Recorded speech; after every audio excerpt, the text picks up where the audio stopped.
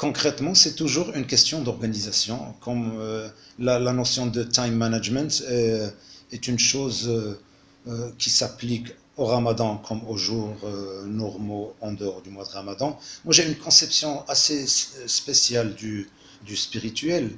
Je vois que, comme dans le triangle de Maslow, si le ventre est plein et la tête est pleine, l'esprit est libre pour aller vers la spiritualité.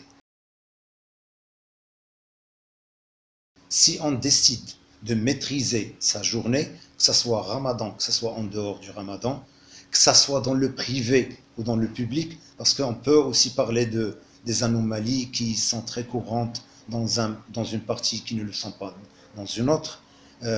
Si on mentionne par exemple le déclin de performance pendant le mois de Ramadan, ça se voit à l'œil nu qu'au niveau du public, c'est beaucoup plus flagrant qu'au niveau du privé. C'est un constat.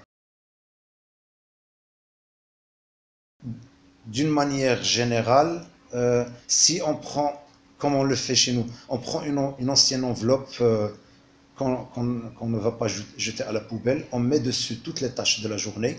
À la fin de la journée, on regarde, que ce soit Ramadan ou pas Ramadan, si on est à moins de 50% d'exécution de nos tâches, il vaut mieux prendre congé et ne pas aller travailler pendant le mois de Ramadan.